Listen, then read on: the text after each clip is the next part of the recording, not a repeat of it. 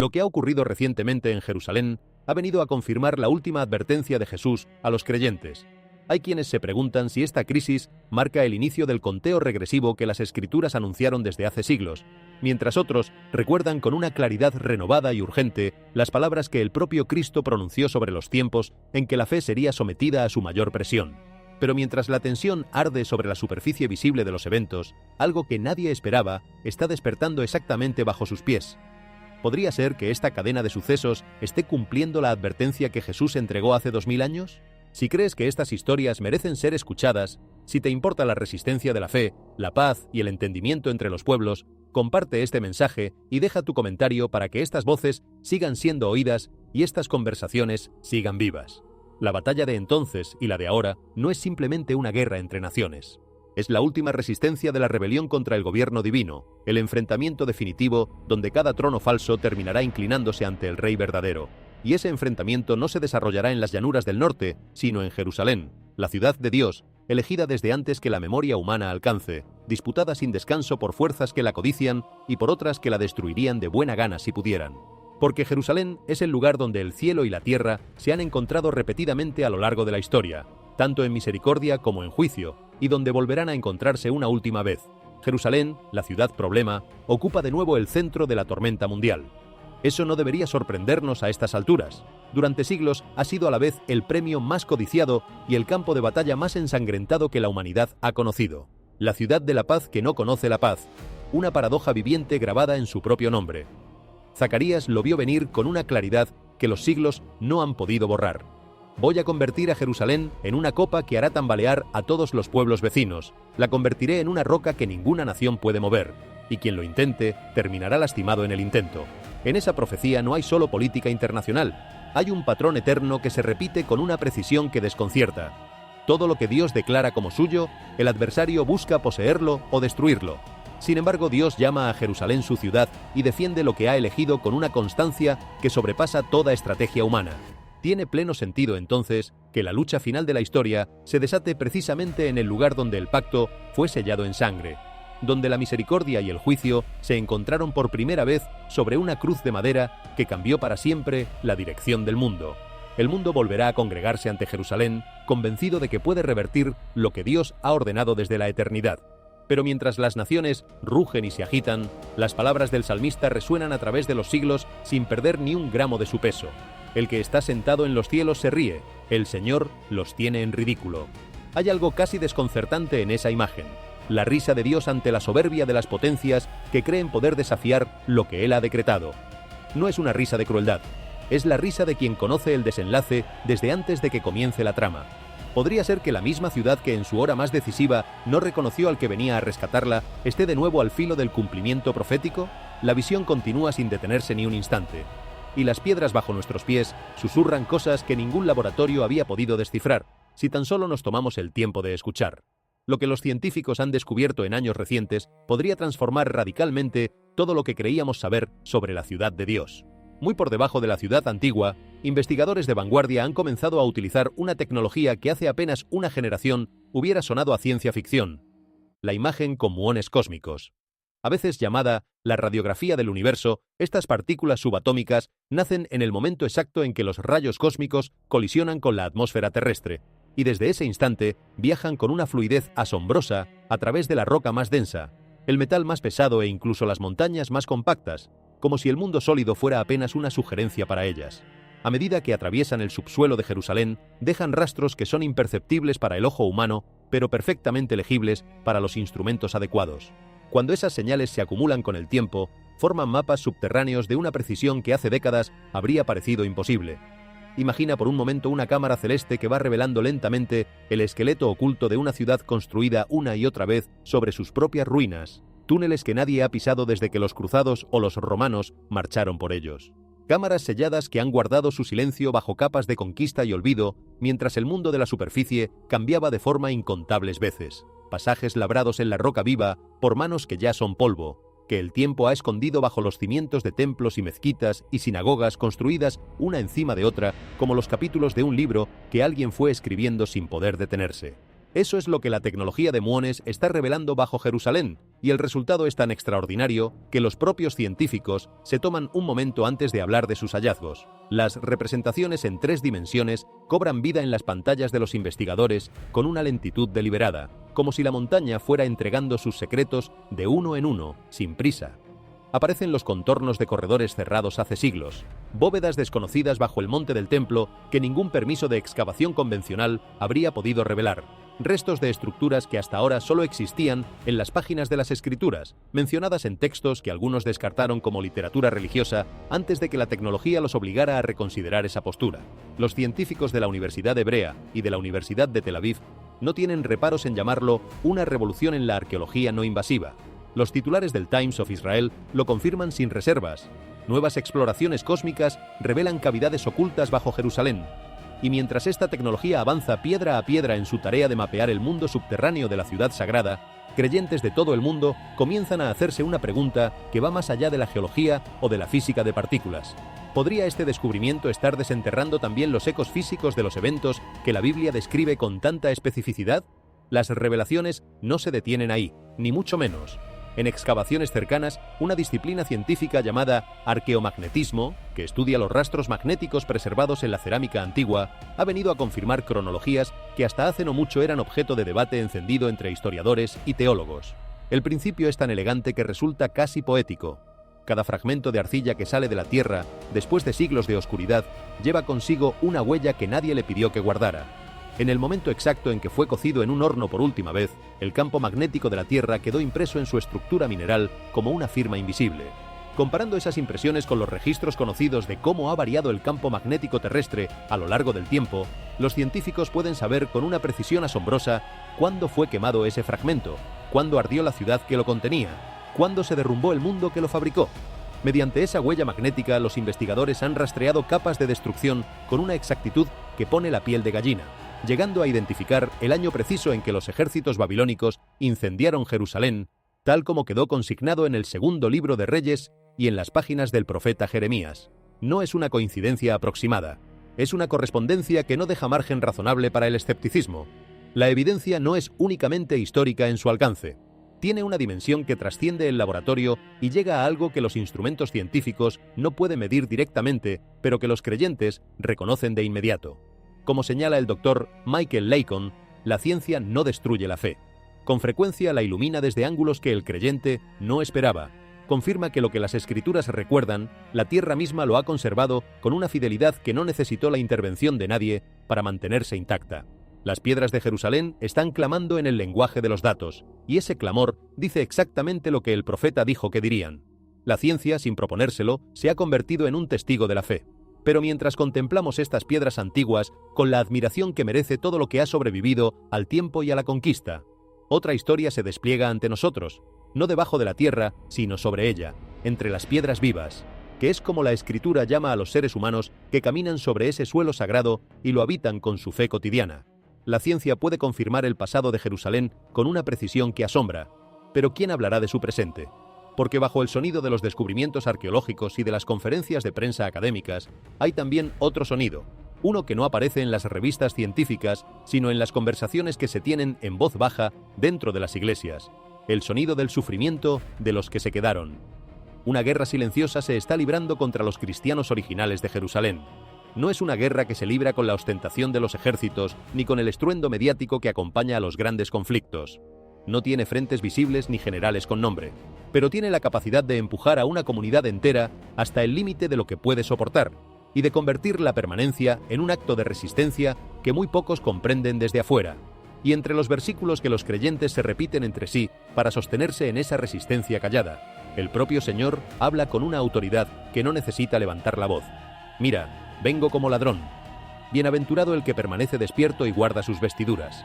Es como si el tiempo se detuviera por un instante para que esas palabras puedan aterrizar en el corazón con todo su peso. En medio del caos de ejércitos y de espíritus que engañan y agitan, el llamado de Dios a su pueblo no es al pánico sino a la vigilia. En cada generación que ha pasado por la prueba, esa ha sido la marca que distingue a los fieles del resto. Un corazón vigilante, vestido no de arrogancia sino de pureza, esperando al novio que llegará sin anunciarse y sin pedir permiso a nadie. Hubo un tiempo, no demasiado lejano en términos históricos, en que los cristianos representaban más del 20% de la población de Jerusalén. Eso significa que de cada 5 personas que caminaban por sus calles, una de ellas era heredera de la misma fe que los apóstoles plantaron en ese mismo suelo hace 2000 años. Hoy, esa proporción se ha reducido a menos del 1%. Un número tan pequeño que cabe casi en el margen de una estadística y que, sin embargo, esconde detrás de sí décadas de presión acumulada, de decisiones que nunca debieron ser necesarias, de puertas que se fueron cerrando una tras otra con tanta discreción que a veces ni siquiera se escuchaba el chasquido del cierre, hasta que quedarse en la ciudad de sus antepasados dejó de ser una elección libre y se convirtió en la única manera de pagar un precio que pocos podían permitirse pagar indefinidamente. El declive no se debe a que la fe haya perdido su poder. No se debe a que el Evangelio haya dejado de ser verdadero, ni a que el corazón de estos creyentes se haya enfriado. Se debe, en cambio, a que la vida cotidiana se ha convertido en una prueba permanente, de las que agotan no de golpe sino lentamente, como la erosión del agua sobre la piedra más resistente. Detrás de los titulares de política internacional y de las declaraciones de guerra que dominan los ciclos de noticias, se desarrollan historias que nunca alcanzan el prime time.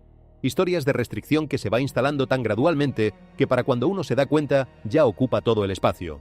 De intimidación que no siempre llega en forma de amenaza abierta, sino de miradas que se sostienen un segundo de más, de permisos que se niegan sin explicación suficiente, de espacios que se reducen año tras año hasta que lo que antes era una comunidad viva y visible se convierte en un puñado de familias que se cuentan unas a otras como quien cuenta los últimos árboles de un bosque que alguien está talando muy despacio, con mucha paciencia, esperando que nadie se dé cuenta a tiempo. Muchos creyentes de Jerusalén no pueden desplazarse con la libertad que da por descontada cualquier persona que nunca ha tenido que pedir permiso para ir a rezar.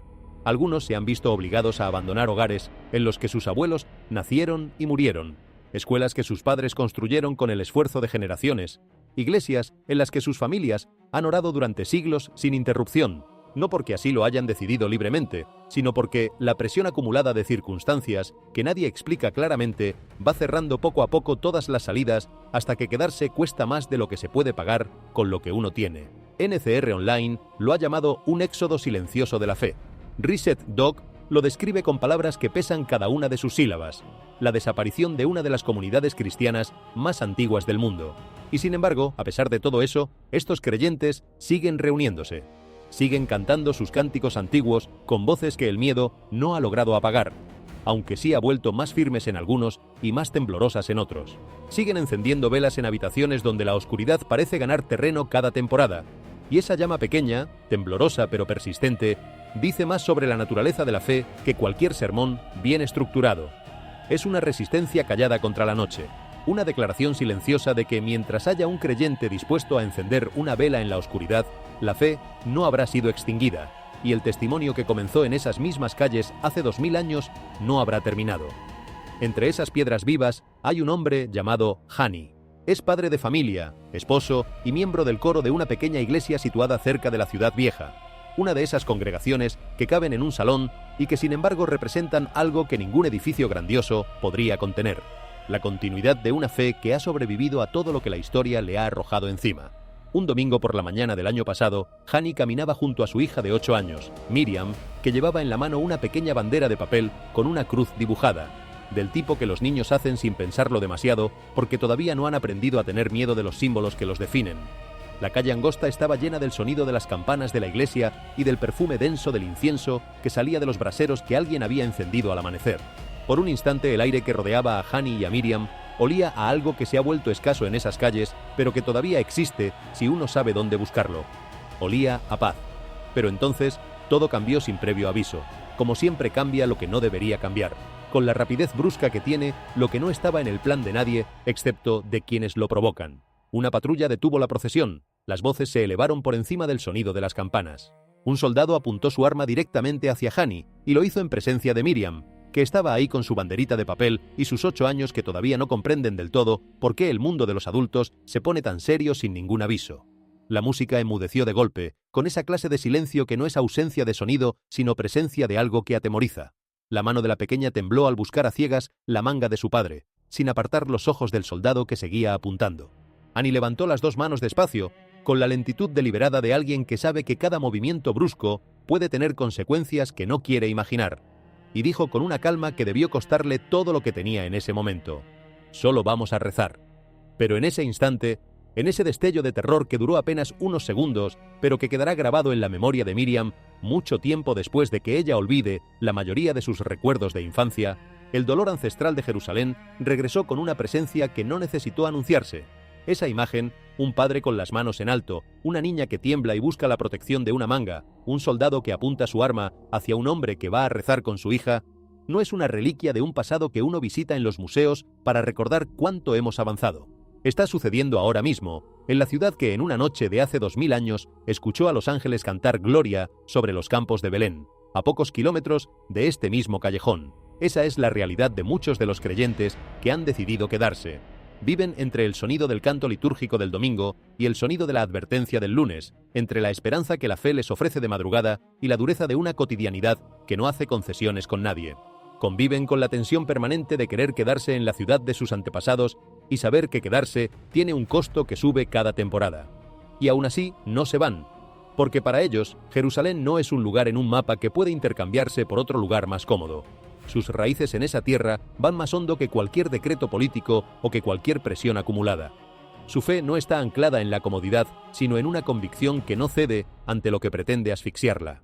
Es la misma fe que sostuvo a los profetas en los fosos de barro, la misma resistencia que llevó a los apóstoles a través de las cárceles de Roma hacia la libertad definitiva.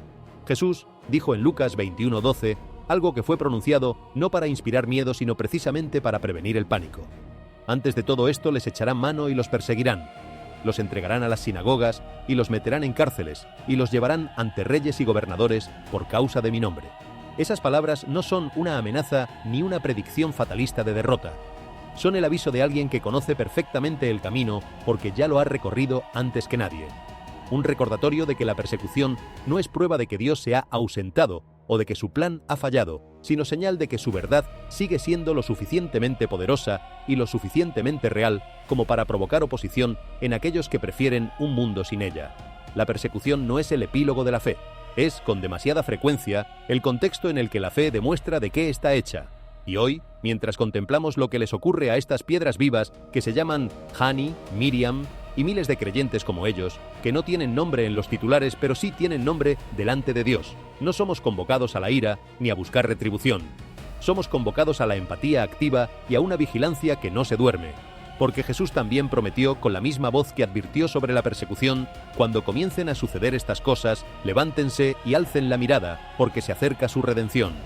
La historia de Jerusalén no está llegando a su fin. Está desplegándose ante nuestros ojos, pesada de significado y cargada de promesa. La pregunta no es si el final llegará.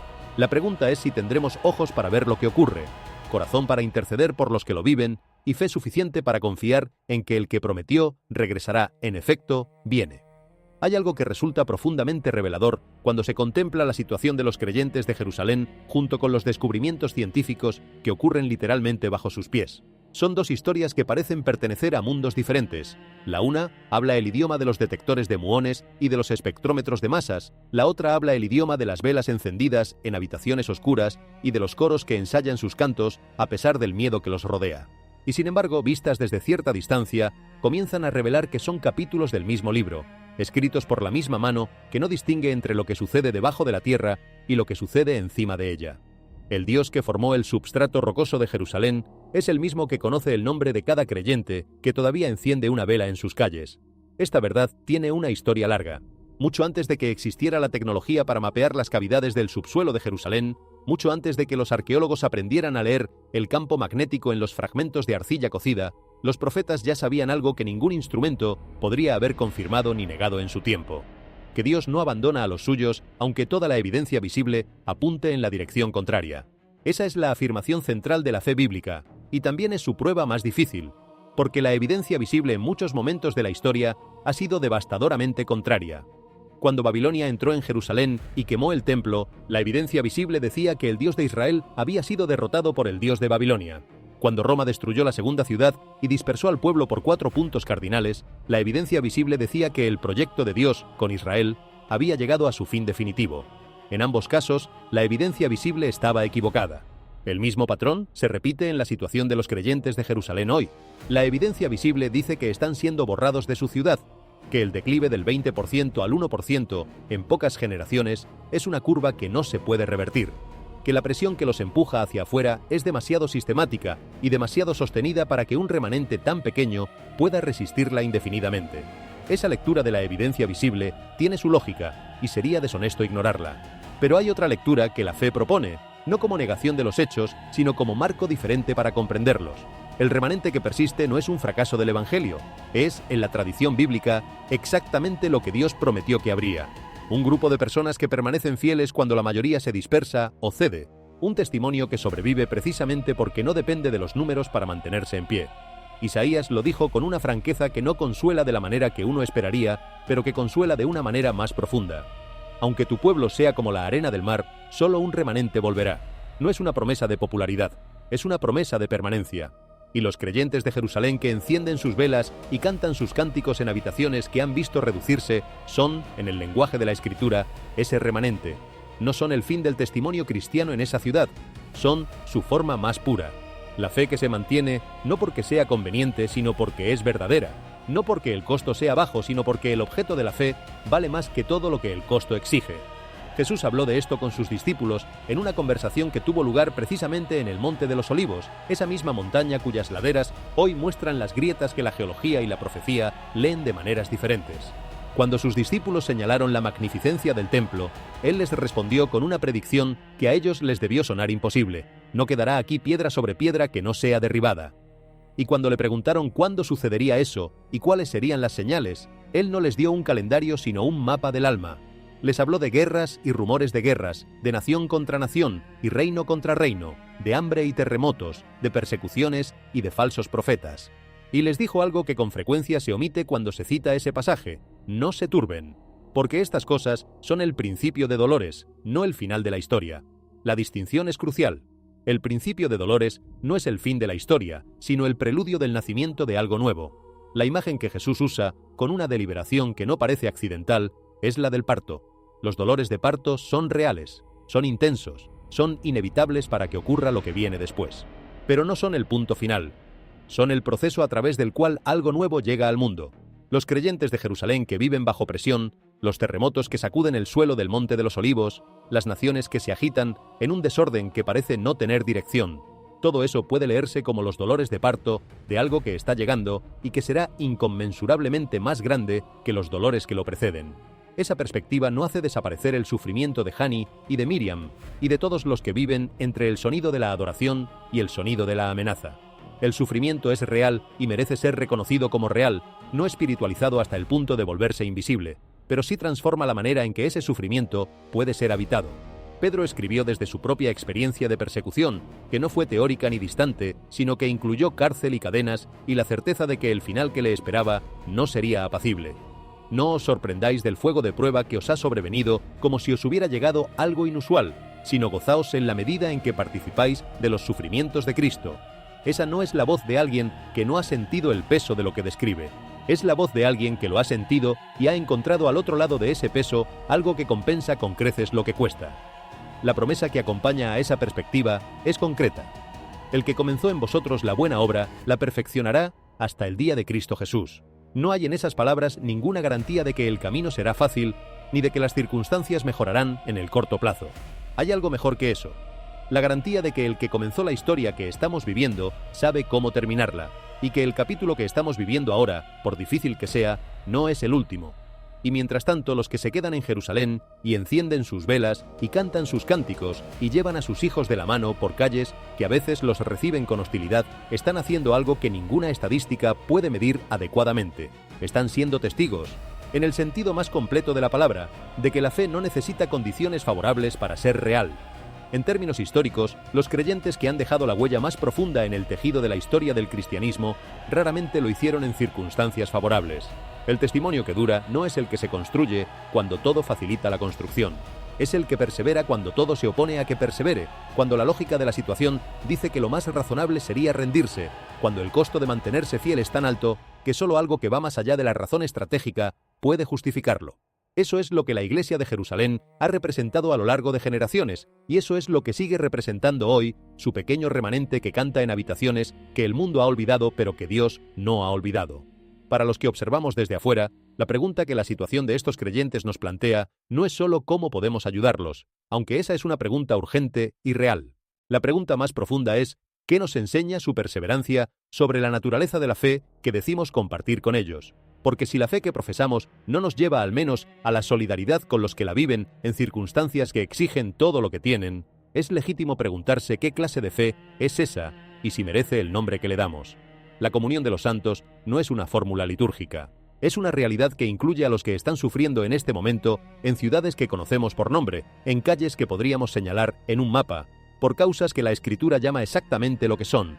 Como resulta, el profeta Daniel vivió varios siglos antes de que Cristo naciera, y sin embargo sus palabras siguen desafiando los límites del tiempo y de la razón con una exactitud que desconcierta tanto a los creyentes como a los escépticos que se toman la molestia de leerlas con atención. En el libro de Daniel encontramos una de las profecías más extraordinarias que jamás se hayan registrado en ningún texto de ninguna tradición. Las 70 semanas. Todo comienza con algo tan concreto como un decreto. Desde la salida de la orden de restaurar y reconstruir Jerusalén hasta el Mesías príncipe, dice el texto, habrá 7 semanas y 62 semanas. Matemáticos, teólogos y escépticos de todas las épocas y tradiciones han luchado con estas palabras, intentando descifrar qué clase de calendario se oculta detrás de ellas y si la aritmética que proponen aguanta el escrutinio. Sir Robert Anderson, investigador principal de Scotland Yard en el siglo XIX, trató las palabras de Daniel con la misma metodología que aplicaba a sus casos criminales más complejos: establecer los hechos verificables, confirmar las fechas documentadas, comprobar si la cronología propuesta es internamente coherente y si resiste la comparación con fuentes independientes. Lo que encontró lo dejó sin palabras, que no es poca cosa en un hombre acostumbrado a las sorpresas de la investigación criminal. Calculó que cada semana profética representaba un período de 7 años, basado en el calendario hebreo antiguo que utilizaba un año profético de 360 días, diferente al año solar de 365, que usamos hoy pero perfectamente documentado en los registros históricos del mundo antiguo. Si se cuentan 69 de esas semanas proféticas, el resultado son 483 años proféticos. Una cifra que parece abstracta hasta que la anclas en una fecha real. Esa fecha de anclaje es el decreto del rey Artajerjes del año 445 a.C., el mismo decreto en que el monarca persa autorizó a Nehemías para regresar a Jerusalén y reconstruir sus muros, un evento documentado tanto en la Biblia como en fuentes históricas independientes. Si desde ese punto se cuentan 483 años proféticos de 360 días cada uno y se convierten al calendario moderno con la corrección necesaria para los años bisiestos, la cuenta llega a una fecha específica dentro del ministerio de Jesús con una precisión que resulta difícil de ignorar: el día en que Jesús entró a Jerusalén montado en un asno, mientras la multitud extendía sus mantos en el camino y gritaba «Hosana al que viene en nombre del Señor», esa entrada triunfal que el mundo conoce como el Domingo de Ramos.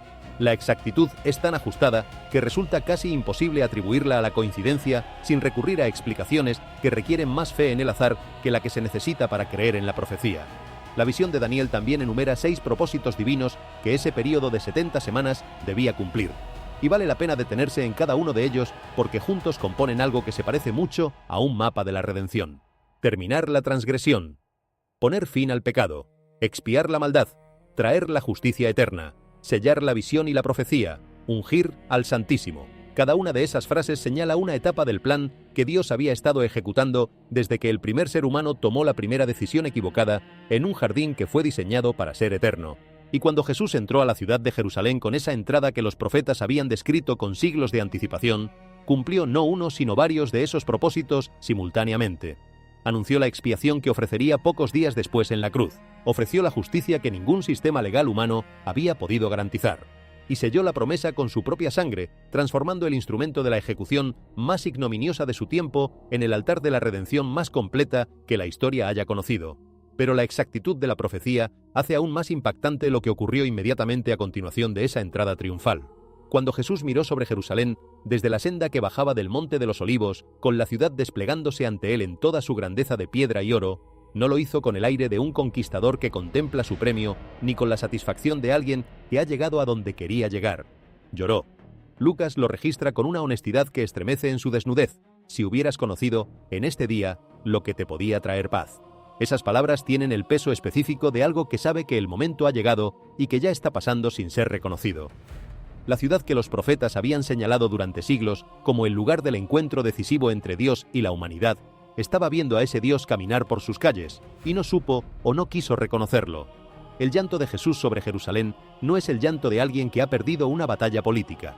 Es el llanto de alguien que ama profundamente y ve cómo el objeto de ese amor está eligiendo el camino más doloroso cuando el mejor camino estaba disponible. Y entonces el reloj profético se detuvo. La profecía habla de una semana más, de 7 años que todavía no han sido contados en el calendario divino. Después del cumplimiento de las 69 semanas con esa precisión que desafía la casualidad, la historia tomó un giro que ningún intérprete de Daniel, antes de que sucediera, habría podido anticipar. El templo cayó en el año 70 después de Cristo, destruido por las legiones romanas de Tito, con una violencia que dejó exactamente lo que Jesús había predicho. No quedó piedra sobre piedra. El pueblo fue dispersado por todos los rincones del mundo conocido. Y comenzó una era que Daniel no había descrito de manera explícita. Una era que con el paso de los siglos los teólogos llamarían de diferentes maneras, pero que comparte una característica que la hace única en toda la historia de la redención. La era de la gracia, el tiempo de la Iglesia, el paréntesis abierto entre la semana 69 y la semana 70. Es como si Dios hubiera presionado un botón de pausa en su calendario cósmico. No porque hubiera olvidado su promesa, ni porque su plan hubiera fallado, sino porque tenía algo más que ofrecer antes de que el reloj volviera a correr. Esa pausa no es un error de cálculo ni un cambio de estrategia, es misericordia en acción. Pablo describe ese paréntesis en términos que lo hacen sonar como lo que es, un misterio escondido en las edades, revelado ahora en la plenitud del tiempo, para que mediante la Iglesia la sabiduría multiforme de Dios sea dada a conocer a los principados y potestades en los lugares celestiales. Lo que desde afuera podría parecer una interrupción del plan, era en realidad una invitación sin precedentes. Israel puesto a un lado por un momento, no abandonado sino suspendido, y las naciones del mundo entero convocadas a entrar por una puerta que hasta ese momento había permanecido estrecha para ellas. El Evangelio, que durante generaciones había estado confinado a un pueblo elegido y a los extranjeros que se adherían a ese pueblo, con toda la dificultad que eso implicaba, comenzó a fluir como agua que finalmente encuentra el mar, llegando a todos los que quisieran beber sin importar su origen, su historia o el peso de lo que cargaban. Eso es lo que vivimos ahora mismo. No es un accidente histórico.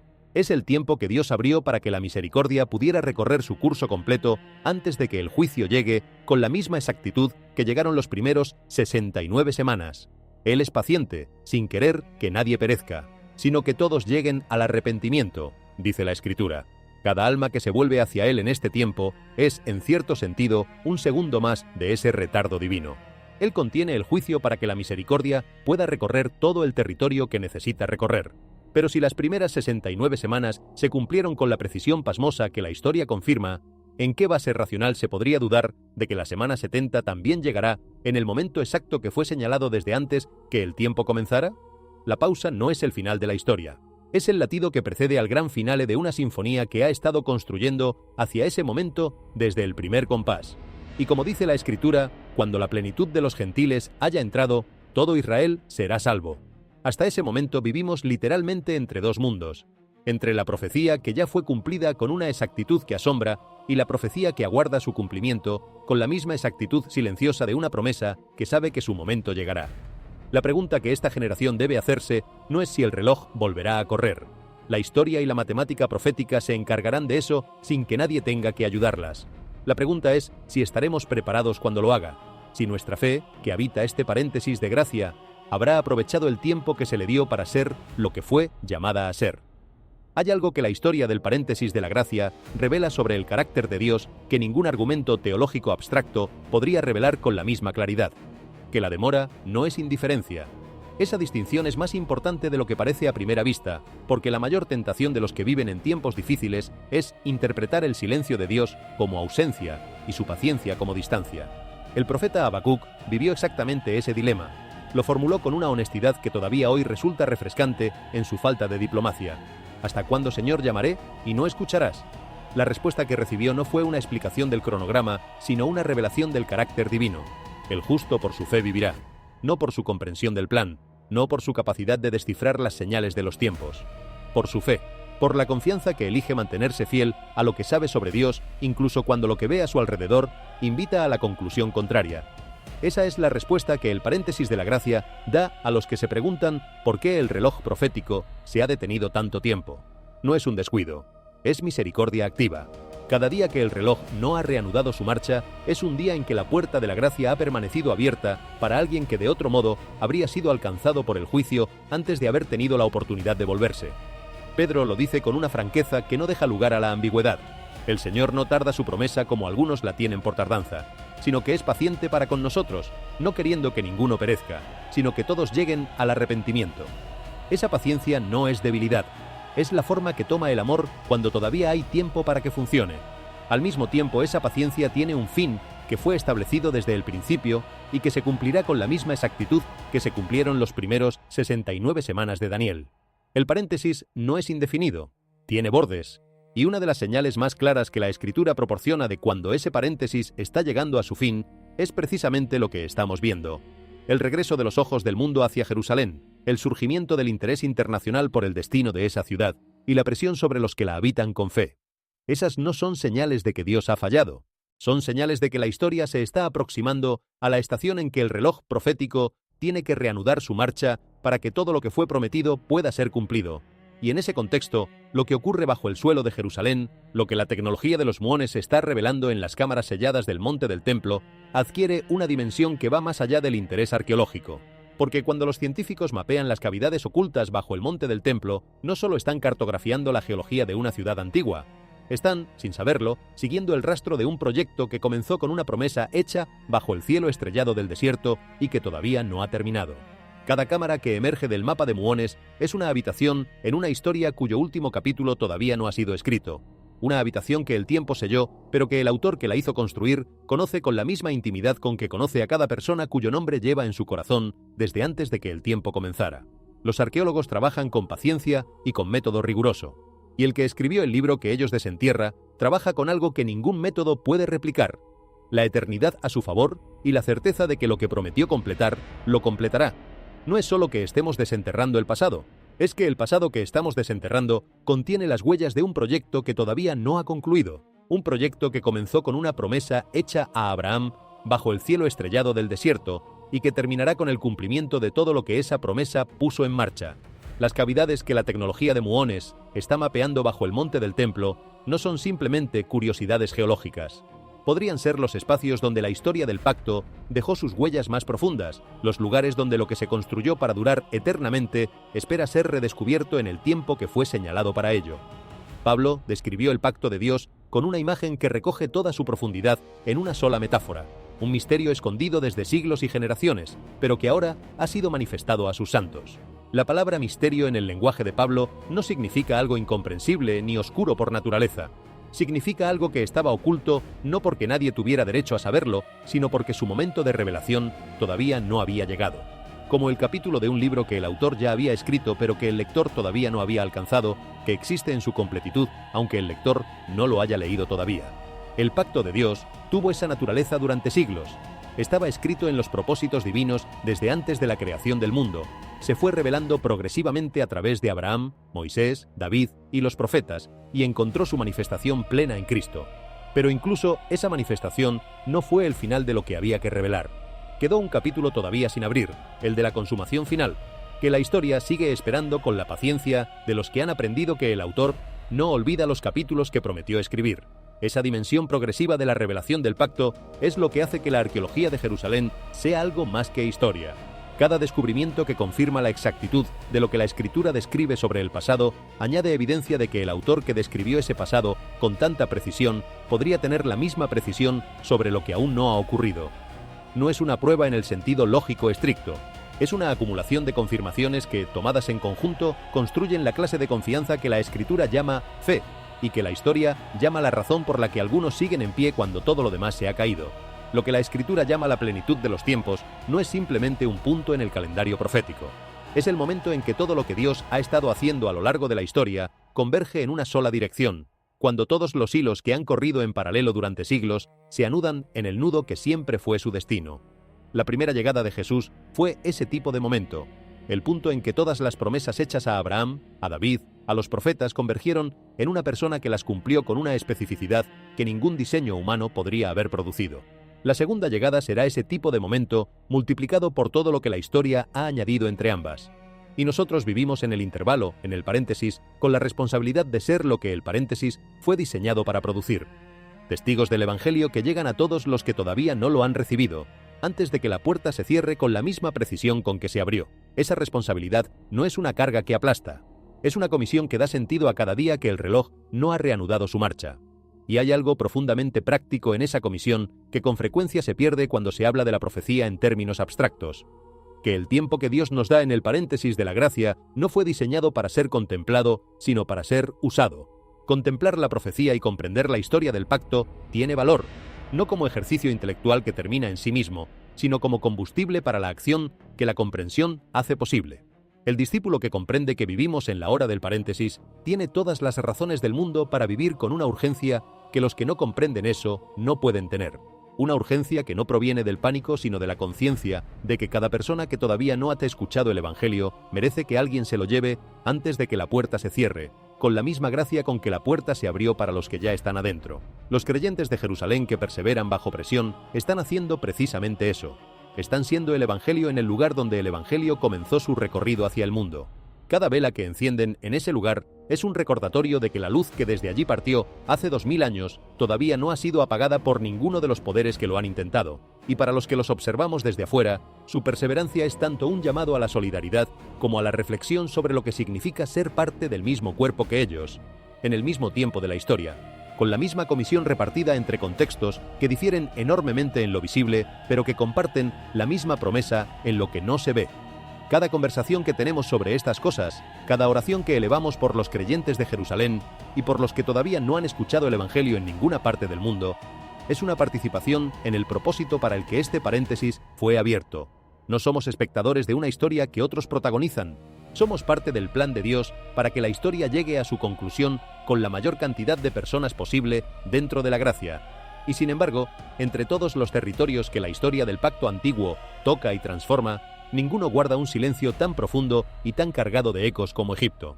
En sus tumbas sofocadas por la arena y en los templos que el Nilo ha contemplado durante milenios sin pestañear, los ecos del cautiverio y la liberación de Israel todavía respiran a través de las piedras con una insistencia que los siglos no han conseguido silenciar. Más allá de los muros de ese Egipto poderoso que fue el mayor imperio de su tiempo, se extendía una tierra que no otorgaba ningún favor ni concedía ninguna misericordia. El desierto del Sinaí, una extensión árida e implacable donde el silencio habla más alto que cualquier piedra labrada, donde la ausencia de todo lo cómodo obliga al alma a preguntarse en qué apoya su confianza. Allí buscan los estudiosos los pasos inciertos del Éxodo, siguiendo rutas que durante siglos fueron consideradas fabulosas por quienes prefieren que el pasado sea solo poesía. En sus manos aparecen fragmentos de cerámica que nadie fabricó para durar eternamente, pero que el desierto conservó con una fidelidad que avergüenza a los archivos modernos. Antiguos campamentos cuya distribución sugiere un pueblo en movimiento organizado. Grabados en la roca que susurran con una voz muy baja sobre personas que pasaron por allí con urgencia y con destino. Un descubrimiento realizado cerca del lugar conocido como Sarabet el Yadim reveló inscripciones semíticas que invocan el nombre de El, el nombre antiguo de Dios, grabadas en las paredes de minas de turquesa explotadas bajo el gobierno egipcio. Esos trazos tenues y deliberados, cincelados por manos que la historia no registró en ningún documento oficial, han desatado debate durante décadas entre los que están dispuestos a seguir la pista y los que prefieren que no lleve a ninguna parte. Podrían ser rastros dejados por hebreos esclavizados que laboraban bajo el reinado del faraón, que grababan el nombre de su Dios en la roca como la única afirmación de identidad que nadie podía quitarles. ¿O son las oraciones de un viajero que buscaba liberación en la soledad de la piedra y no tenía más instrumento que sus propias manos para dejar constancia de que había estado allí? El desierto guarda sus respuestas con una discreción que desespera a los impacientes. Y sin embargo, en el lenguaje de la fe, la evidencia no siempre necesita tener la forma que el método científico prefiere. A veces el propio desierto es el testigo, el crisol donde el orgullo humano que llegó cargado de certezas y de planes es despojado capa por capa, estación por estación, hasta que queda lo que siempre estuvo debajo de todo eso: la dependencia radical de algo que no proviene de uno mismo. Como dice la Escritura, te condujo por ese desierto vasto y terrible para humillarte y probarte, a fin de que al final te fuera bien. Deuteronomio 8, 15, 16. Aún hoy, las arenas del Sinaí que el viento remodela cada noche son un sermón que se predica a sí mismo. La libertad sin fe no es libertad, es vagabundeo con otro nombre. La conquista que siguió al Éxodo, sin embargo, no fue la culminación del plan, sino apenas su amanecer. Las tribus se establecieron en la tierra que les había sido prometida mucho antes de que ellas existieran. Los jueces se levantaron, y con ellos los ciclos de fidelidad y abandono y rescate y olvido que componen el ritmo más constante de la historia de Israel. Y finalmente un muchacho pastor, cuyo único título era la confianza que tenía en Dios, ascendió al trono real, marcando con su reinado un capítulo completamente nuevo en la larga narración del pacto. Más al norte del territorio que Israel habitó, el camino de ese pueblo converge sobre uno de los sitios más debatidos de la arqueología, Jericó, una ciudad cuyo nombre todo el mundo conoce y cuya historia muy pocos conocen bien. Bajo su tel, ese montículo estratificado donde cada capa de ruinas es el piso de la civilización siguiente, yacen historias de colapso y conquista que han generado una controversia académica que lleva más de un siglo sin resolverse del todo. El arqueólogo británico John Garstan creyó haber encontrado en su momento evidencia de muros que habían caído hacia afuera, como si una fuerza imposible de explicar los hubiera empujado desde dentro hacia el exterior. Más tarde, las excavaciones de Kathleen Kenyon revisaron esa cronología y encendieron un debate que se extendió por los círculos académicos y teológicos por igual, con la intensidad que solo tienen las discusiones en las que lo que está en juego va más allá de los hechos. Para los creyentes, sin embargo, la historia de Jericó trasciende la datación por carbono y los debates sobre estratigrafía. El milagro nunca estuvo en el polvo, sino en la obediencia que precedió al polvo. 7 días de marcha alrededor de los muros de una ciudad bien fortificada. 7 toques de trompeta que a cualquier estratega militar de cualquier época le habrían parecido una broma, y una fe que desafió cualquier lógica que no incluyera la posibilidad de que Dios interviniera. Pablo lo recordaría más tarde con la claridad de quien comprendía que la fe opera en una dimensión que los manuales de estrategia no contemplan ni quieren contemplar.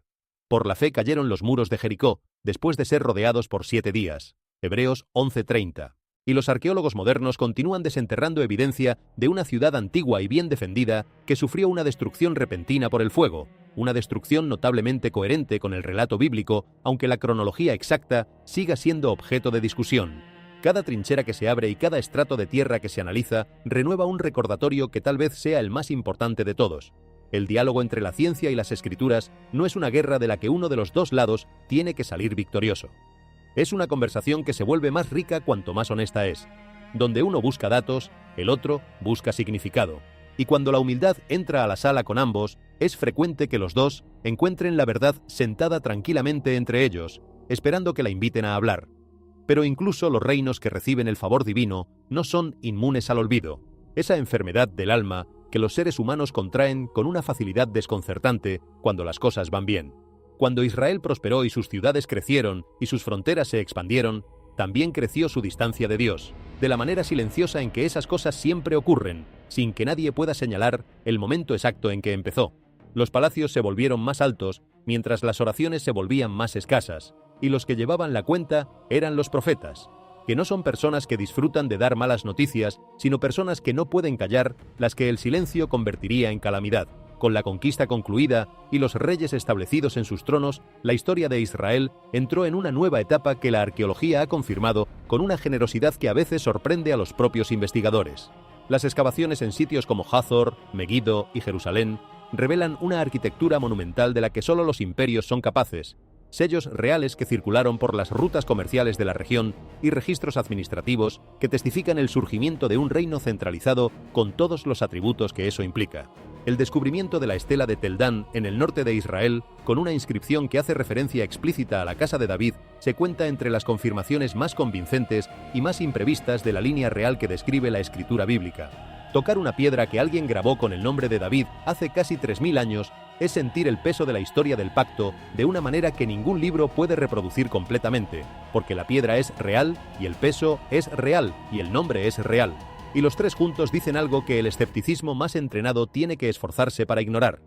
Y sin embargo, mientras las ciudades de Israel crecían en esplendor y los mercaderes venían de lejos a admirar lo que el reino había construido, también crecía algo menos visible pero más peligroso: la distancia entre el pueblo y el Dios que lo había hecho posible todo.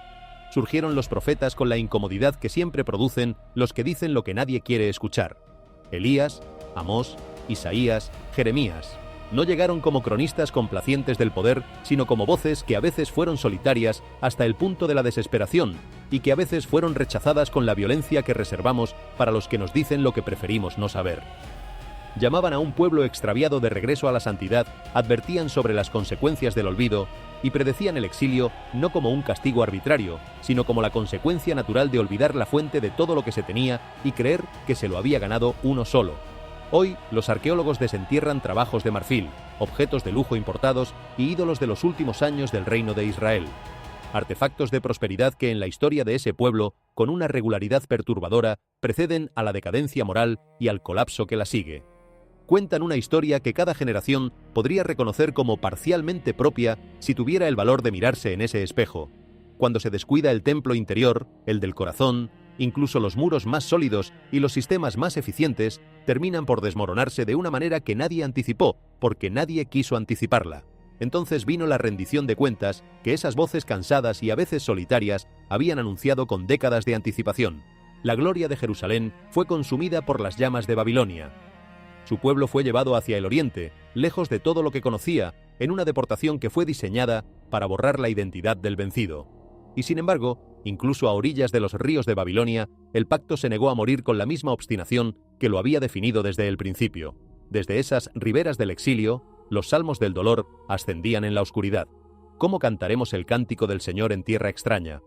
Salmo 137:4. Es una pregunta que cualquiera que haya perdido algo que amaba puede reconocer. Para muchos, el exilio parecía ser el final definitivo de una historia que había comenzado con tanta promesa.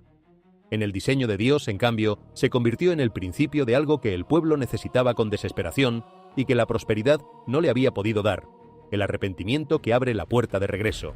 La arqueología confirma hoy, con una precisión que los propios arqueólogos a veces encuentran desconcertante, lo que los profetas proclamaron en tiempo real con toda la urgencia de quien ve llegar lo que nadie más quiere ver. Las ciudades de Judá ardieron, sus puertas fueron destruidas, sus habitantes fueron llevados lejos con las cadenas de los vencidos.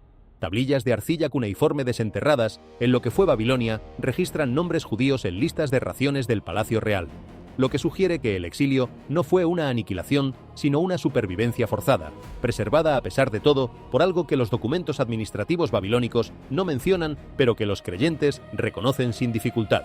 Entre las ruinas de Laquis, una serie de relieves descubiertos en el palacio del rey asirio Senaquerib representan el asedio de esa ciudad con un detalle tan preciso que es posible identificar los muros y las torres mencionados en el segundo libro de Reyes 18.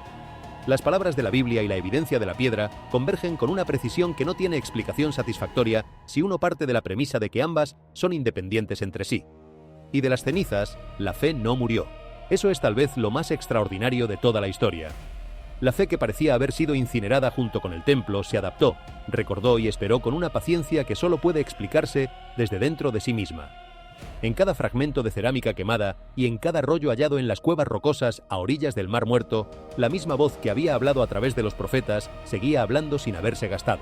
Los rollos del Mar Muerto, descubiertos por un pastor de cabras y luego por equipos de eruditos en las décadas siguientes, dan testimonio de algo que los escépticos de cada generación han intentado refutar sin conseguirlo: que las escrituras que los creyentes leen hoy no son invenciones de siglos posteriores fabricadas para apuntalar una narrativa conveniente, sino ecos fieles del mismo mensaje que fue dictado originalmente, transmitido con una fidelidad que la comparación de los manuscritos confirma texto por texto y línea por línea. La arqueología, entonces, se convierte en algo que trasciende la ciencia, se convierte en un ministerio de la memoria que devuelve al corazón moderno una visión de continuidad divina que ninguna otra disciplina podría ofrecer. Las piedras claman no solo que estos hechos sucedieron, sino que Él estuvo allí en cada uno de ellos, y que sigue estando. Hay una frase que recorre toda esta historia de principio a fin como una melodía que no termina de resolverse hasta el final: el pacto que no cambia. Desde el momento en que Dios llamó a Abraham de Ur de los Caldeos y le prometió que en él serían benditas todas las familias de la tierra, hasta el momento en que Juan vio al Cordero de pie sobre el monte Sión, rodeado por los redimidos, hay un hilo que no se corta nunca, aunque en muchos momentos la presión sobre él sea suficiente para hacerlo.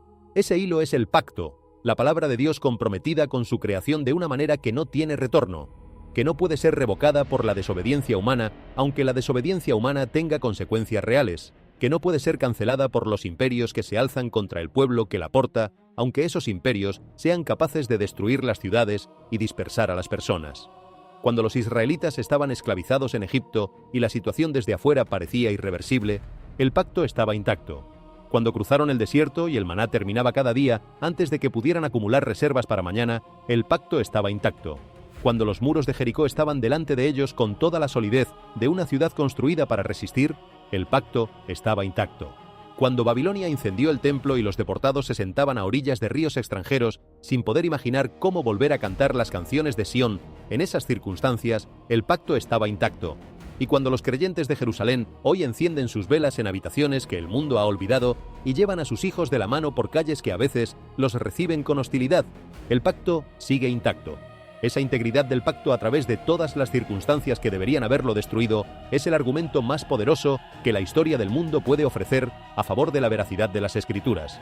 No porque el argumento sea filosófico, ni porque sea emocionalmente convincente en abstracto, sino porque es verificable. Cada uno de los momentos de presión extrema que la historia de Israel registra, desde Egipto hasta Babilonia, hasta la dispersión del año 70, hasta la situación presente, está documentado tanto en las Escrituras como en fuentes externas independientes. Y en cada uno de esos momentos, lo que las Escrituras prometieron que ocurriría después del juicio, la restauración, la reunión, el retorno, ocurrió o está ocurriendo con la precisión de alguien que conoce de antemano el resultado de los procesos que pone en marcha. La arqueología que hemos contemplado a lo largo de este recorrido no es solo confirmación de eventos pasados, es la materialización visible de esa integridad del pacto. Cada fragmento de cerámica que el arqueomagnetismo ha fechado con precisión, cada inscripción que menciona el nombre de David o el nombre de Dios, grabada en roca por manos que nadie consideró lo suficientemente importantes como para registrar en los documentos oficiales, cada cámara que la tecnología de Muones está descubriendo bajo las capas de historia que pesan sobre el monte del templo. Todo eso es evidencia de que el proyecto de Dios con Jerusalén y con su pueblo no fue interrumpido por los imperios que creyeron interrumpirlo. Fue preservado bajo las capas de la historia con la misma paciencia que preservó la fe de los creyentes que vivieron esas capas desde adentro. Hay algo en esa imagen, la de las cámaras selladas que aguardan bajo siglos de ciudad construida sobre ciudad, que resulta profundamente análoga a la situación de la fe en tiempos de presión. La fe que resiste a la presión no desaparece, se sella. Se preserva en lugares que la presión no puede alcanzar porque la presión opera en la superficie y la fe ha aprendido a vivir más profundo. Como los rollos que los esenos de Qumrán escondieron en las cuevas antes de que los romanos llegaran, con la esperanza o la certeza de que alguien vendría a leerlos cuando la tormenta hubiera pasado. La fe que sobrevive a los tiempos difíciles lo hace escondida en un lugar que el tiempo no destruye, porque ese lugar no está hecho de materiales que el tiempo puede deteriorar. El rey David lo expresó con la vividez poética que caracteriza a los salmos, y que hace de ellos algo más que poesía religiosa. Aunque ande en valle de sombra de muerte, no temeré mal alguno, porque tú estarás conmigo. Ese no temer no es la ausencia de conciencia del peligro, es la presencia de algo más grande que el peligro, algo que tiene autoridad sobre el valle de sombra y sobre todo lo que lo habita. Es la fe que ha decidido de antemano en quién confía, de manera que cuando la circunstancia invita a la conclusión contraria, la decisión ya fue tomada y no necesita tomarse de nuevo bajo presión. Para nosotros, que contemplamos estos eventos desde lugares que en este momento tienen condiciones más favorables para el ejercicio de la fe que las de Hani en las calles de Jerusalén o que las de los exiliados babilónicos a orillas del Éufrates, la historia que hemos recorrido plantea una pregunta que no admite respuesta fácil. ¿Qué estamos haciendo con las condiciones favorables que tenemos? Porque el paréntesis de la gracia, del que somos beneficiarios en este momento de la historia, no fue diseñado para que lo habitáramos en modo de espera pasiva. Fue diseñado para que fuéramos, para que hiciéramos discípulos, para que el Evangelio alcanzara los lugares y las personas que todavía no lo habían recibido. La pregunta de si estaremos preparados cuando el reloj reanude su marcha tiene mucho que ver con lo que hacemos en el tiempo en que el reloj está detenido. La visión continúa, y los ojos de Juan son levantados de nuevo hacia escenas que mezclan lo aterrador y lo sagrado de una manera que ningún arte humano podría reproducir.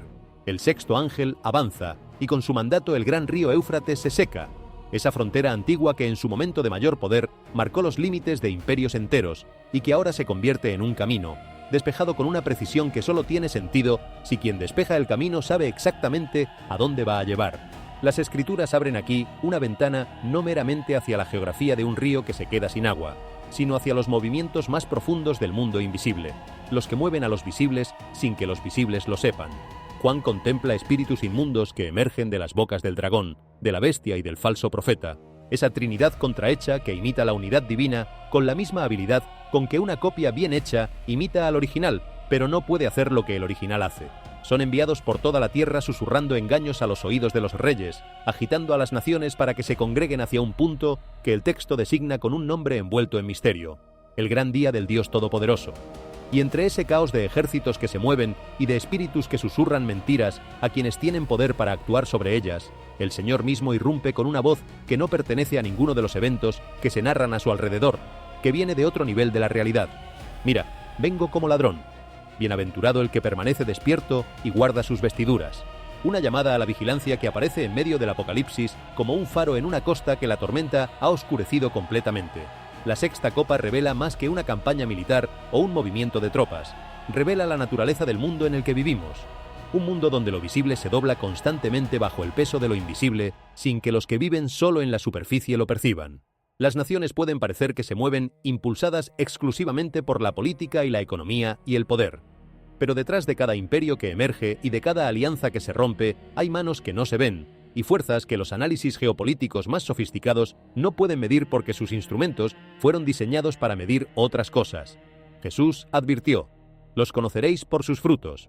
La sabiduría para nosotros en este momento de la historia está en aprender a discernir no según los titulares del día, sino según la verdad que no cambia con los ciclos de noticias, en leer el mundo no solo a través de los ojos del análisis, sino también a través de la lente de una fe que tiene acceso a información que la razón sola no puede procesar. Cuando el río se seca y el camino queda despejado, los ejércitos marchan hacia un nombre que la Biblia envuelve en un misterio que los siglos no han resuelto del todo: Armagedón. A través de las generaciones, ese nombre ha despertado tanto miedo como fascinación en cantidades aproximadamente iguales. La imaginación colectiva produce truenos y fuego, la tierra abriéndose bajo las patas de los ejércitos en avance, el cielo oscurecido de humo que ningún viento podría dispersar. Y sin embargo, las escrituras nunca dicen explícitamente que la batalla final se libre en las llanuras del norte de Israel, como la tradición popular y muchos comentarios ha sostenido durante siglos. La propia palabra hebrea, Armagedón, ha desconcertado a generaciones de eruditos que la han examinado desde todos los ángulos posibles. Har significa montaña o colina, pero Megiddo, el lugar que la tradición señala, se encuentra en una planicie, no en una montaña, lo cual convierte la composición del nombre en un enigma que no se resuelve con geografía convencional. La verdad puede correr más hondo que la superficie literal.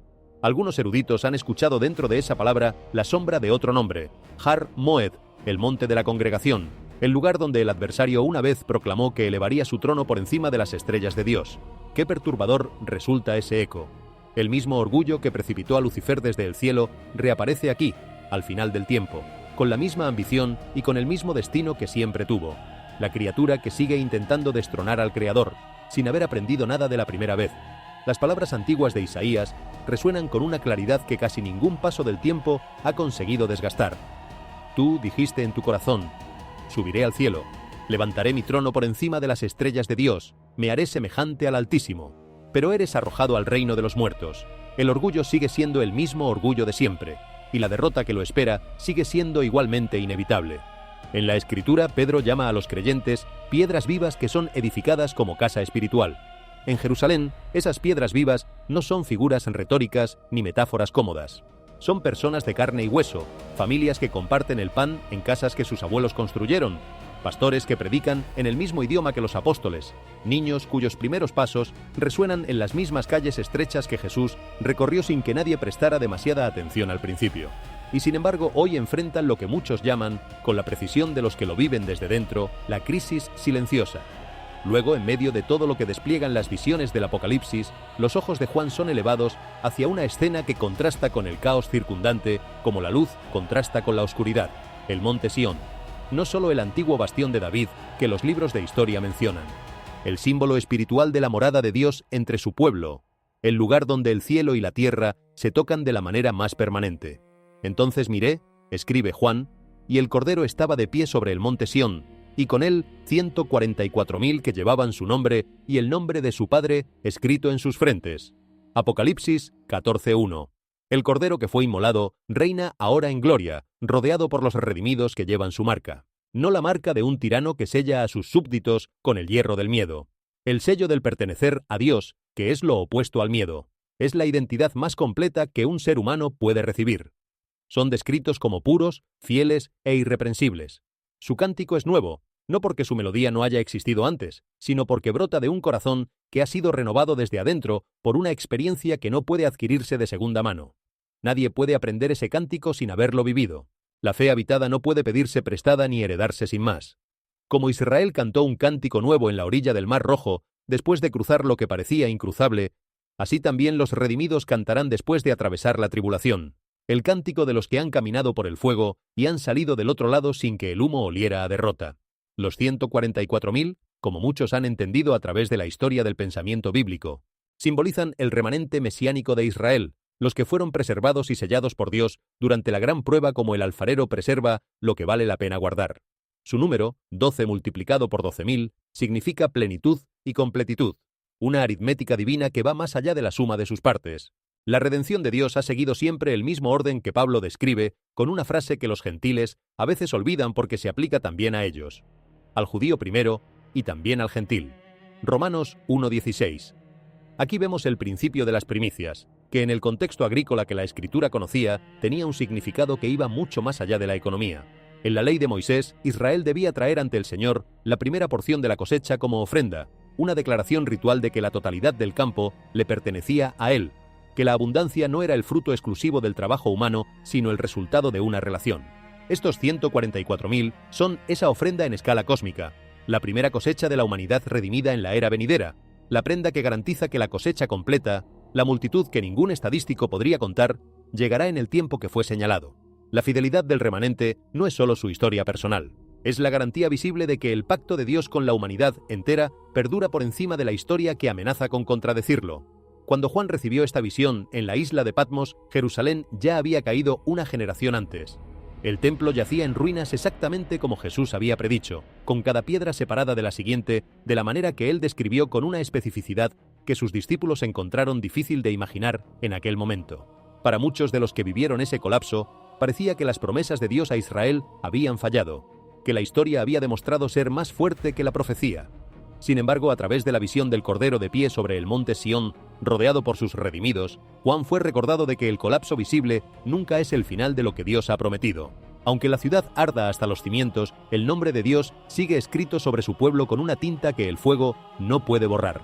Isaías lo había dicho siglos antes con la claridad del que ve desde lejos lo que los que lo viven desde dentro no pueden ver.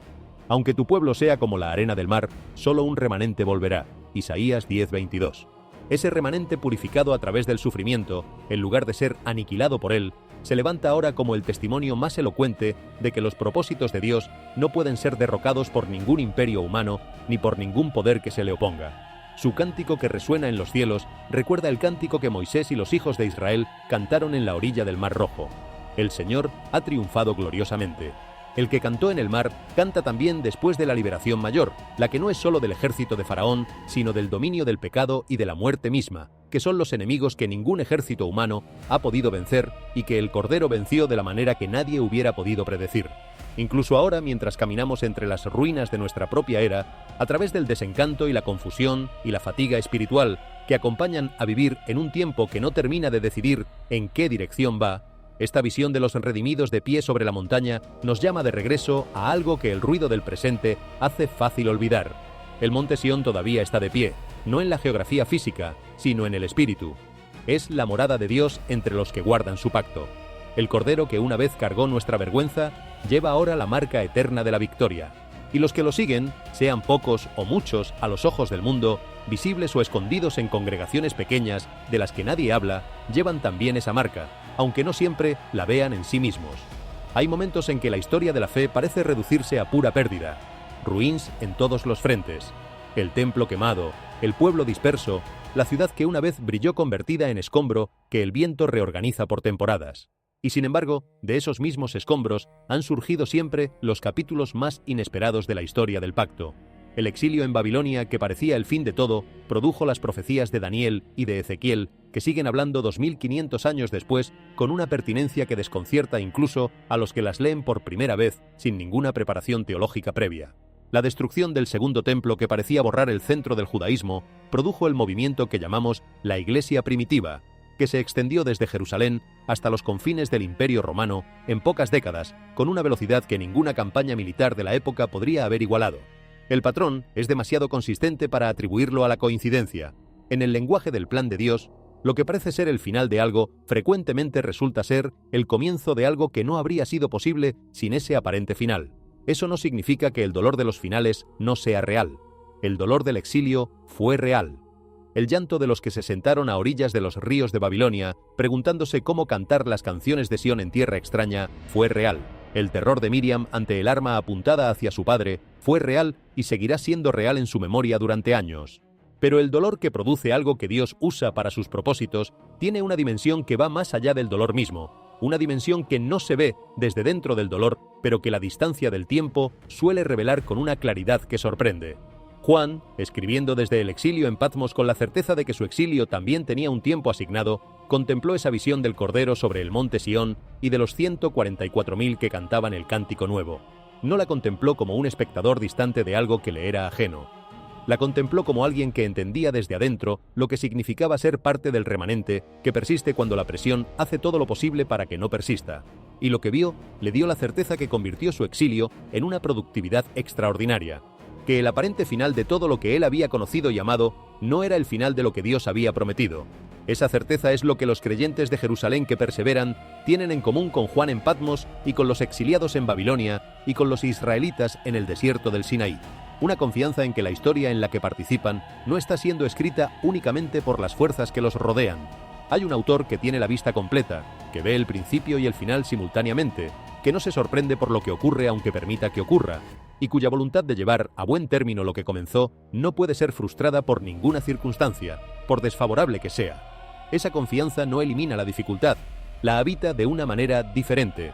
Cuando Hebreos 11, el gran catálogo de la fe, enumera a los que vivieron por fe a través de toda la historia bíblica, incluye a algunos que vieron sus promesas cumplidas en vida y a otros de los que dice expresamente que murieron sin haber recibido lo que fue prometido.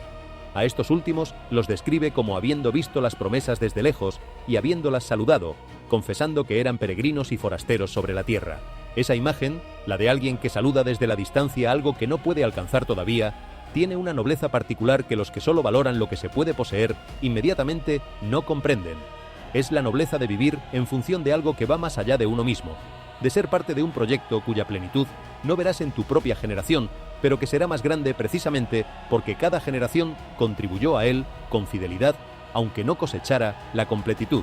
Los 144.000 que Juan vio sobre el monte Sión son la culminación visible de ese proyecto multigeneracional. Son los que Dios preservó a través de todos los siglos de presión y prueba, el remanente que cada generación contribuyó a componer con su fidelidad silenciosa y a veces no reconocida. Y su cántico, que nadie más puede aprender porque no puede aprenderse sin haberlo vivido, es la sinfonía que Dios ha estado componiendo a lo largo de toda la historia del pacto, añadiendo un instrumento en cada generación, un crescendo que solo alcanza su plenitud cuando todos los que fueron llamados y respondieron finalmente cantan juntos. Eso es lo que está en juego cuando los creyentes de Jerusalén de hoy eligen quedarse. Están siendo parte de ese cántico. Están añadiendo su voz a una línea melódica que comenzó en el desierto del Sinaí y que no ha terminado todavía. Y aunque en su generación no puedan ver la plenitud de lo que su persistencia está contribuyendo, lo que la Escritura promete es que sus obras los siguen, que nada de lo que hacen en fidelidad se pierde, que cada vela encendida y cada cántico cantado y cada paso dado hacia el lugar de adoración, a pesar del miedo, es registrado por el autor, que tiene la vista completa y que asigna el peso correcto a cada cosa. La descripción de estos siervos, como los que no se han contaminado, es fácil de malinterpretar si se lee fuera del contexto de lo que Juan estaba presenciando. No se trata de pureza marital ni de alguna forma de castidad física elevada al rango de mérito espiritual. Se trata de fidelidad espiritual en el sentido más profundo de la palabra. En una era en que la imagen de la bestia exige adoración con la insistencia de un poder que no acepta negativas, estos seguidores rehusaron inclinar la rodilla. No cometieron el adulterio de la idolatría. Sus corazones estaban prometidos a un solo Señor, y esa promesa sobrevivió a la presión que habría doblado a cualquiera que no hubiera decidido con anticipación a qué le pertenecía su lealtad. En el Israel antiguo, los hombres que iban a la batalla eran llamados a un tiempo de abstinencia como símbolo de enfoque espiritual, de disponibilidad total para lo que el momento exigía. Así también estos fieles son representados como soldados de Dios que han mantenido su corazón sin dividir en medio del caos. No permitieron que la corrupción del mundo que los rodeaba tiñera su adoración. Siguieron al Cordero con la clase de corazón que solo se consigue cuando uno ha decidido de una vez por todas que nada más vale lo que cuesta comprarlo con la fidelidad que se le debe a Dios. Su ejemplo formula una pregunta que no necesita levantarse la voz para llegar al fondo de las cosas. ¿Hemos permanecido puros en nuestra devoción? ¿O hemos inclinado la cabeza, aunque sea de manera sutil, ante los ídolos de nuestra era, esos que no tienen estatua de bronce pero que tienen tanto poder sobre la imaginación y el deseo como cualquier ídolo antiguo? La comodidad que no queremos sacrificar, la ambición que se disfraza de vocación, la reputación que protegemos con más celo que la verdad. La pregunta no llega para condenar, sino para despertar, que es lo que hacen las preguntas buenas cuando llegan desde el lugar correcto. Así como Israel salió de Egipto, pero siguió añorando sus ollas de carne durante el camino del desierto, los redimidos pueden ser tentados a mirar hacia atrás, hacia el mundo del que fueron liberados, con una nostalgia que no tiene en cuenta el precio de la libertad. Nuestra llamada, en cambio, es hacia adelante, hacia una caminata limpia delante de Dios, no porque seamos perfectos en nosotros mismos, sino porque su Espíritu nos da la capacidad de vivir honestamente delante de Él, que es el único testigo cuya opinión cuenta definitivamente.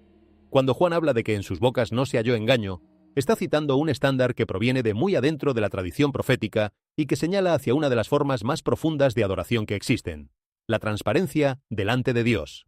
La lengua es con frecuencia el espejo más fiel del alma. Lo que sale de la boca sin filtro, en los momentos de presión y de privacidad, dice más sobre el estado del corazón que cualquier declaración de fe pronunciada en circunstancias favorables. Ser encontrado veraz delante de Dios, en la manera en que uno habla de sí mismo y de los demás, es una de las disciplinas espirituales que los creyentes de todas las tradiciones han identificado como esencial y que todas las generaciones han encontrado igualmente difícil de mantener sin una gracia que venga de fuera de uno mismo. Entonces Juan ve otro ángel que vuela en medio del cielo, proclamando lo que él llama el Evangelio eterno. Buenas noticias que no son nuevas en su contenido, pero sí en el alcance con que son proclamadas. A toda nación, tribu, lengua y pueblo. El grito del ángel es simple hasta el punto en que la simplicidad desconcierta a los que esperaban algo más elaborado. Temed a Dios y dadle gloria. Esta es la invitación final de la misericordia antes de que el juicio caiga con la irreversibilidad que tiene todo lo que haya esperado lo suficiente. Un último eco de la gracia que reverbera a través de un mundo que se ha vuelto muy oscuro, recordando a todos los que todavía pueden escuchar que la puerta sigue abierta, que la decisión todavía puede tomarse, que la misericordia no se ha retirado aunque esté a punto de completar su recorrido. Incluso aquí, en el despliegue de las copas de la ira que llegan una tras otra sin pausa, vislumbramos el corazón de Dios con una claridad que la dureza del juicio no logra oscurecer. Él sigue deseando que ninguno perezca. El Evangelio es proclamado hasta el último instante porque el amor divino no se retira con facilidad de lo que eligió amar. Un segundo ángel sigue declarando la caída de Babilonia, ese símbolo de la soberbia y la codicia y la falsa adoración que ha reaparecido en cada generación con ropas distintas pero con el mismo espíritu de siempre. Babilonia no es solo un lugar en el mapa antiguo, es una tendencia del alma humana que se construye imperios cuando tiene poder suficiente y susurra la misma mentira que ha susurrado desde el principio. Puedes ser tu propio Dios, puedes definir lo que es real, puedes establecer las reglas según las que serás juzgado. Desde las torres de los imperios más antiguos hasta las estructuras de poder más recientes, el mismo espíritu ha respirado la misma ambición. Y la palabra de Dios asegura lo mismo que siempre ha asegurado, que todos esos sistemas caerán, sin excepción, sin importar cuán sólidos parezcan desde adentro. Mientras los ángeles hablan, Juan registra una voz que llega desde el cielo con una ternura que contrasta con todo lo que la rodea. Bienaventurados los que de aquí en adelante mueren en el Señor. Descansarán de sus labores y sus obras los siguen. Hay algo en esa promesa que va directo al agotamiento, que acompaña a vivir con fidelidad en un mundo que no premia la fidelidad con las monedas que el mundo reconoce como valiosas. Los labores de la fe no se pierden. Cada acto de obediencia que nadie vio. Cada oración susurrada en la debilidad de las madrugadas difíciles. Cada lágrima derramada en amor por alguien que no supo que fue llorado. Todo eso lo sigue a la eternidad como la sombra sigue al cuerpo, excepto que esa sombra es más real que muchas de las cosas que pasamos la vida intentando construir con materiales que no duran. La visión cambia de nuevo. Juan ve a alguien semejante al Hijo del Hombre, coronado de oro y con una hoz en la mano. Es la imagen de Cristo como Señor de la cosecha, que llega en el momento exacto que fue señalado, ni antes ni después. El tiempo ha llegado, y la tierra, fatigada y madura de espera, es recogida con la mano que la sembró. A lo largo de las Escrituras, la imagen de la cosecha apunta sin excepción hacia la culminación de la historia, el momento en que el proceso largo y a veces invisible de lo que Dios ha estado haciendo se vuelve visible para todos sin posibilidad de malinterpretarse. El sembrador ha plantado, el suelo ha sido probado en todas sus estaciones, el fruto está listo para ser recogido.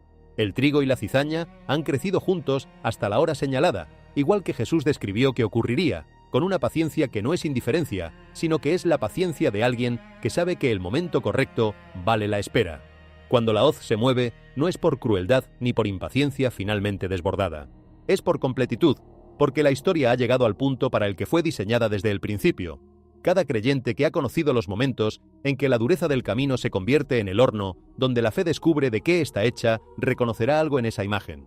No hay otro camino hacia la madurez espiritual que atravesar las estaciones que la producen. La fe que nunca fue probada no conoce sus propias capacidades.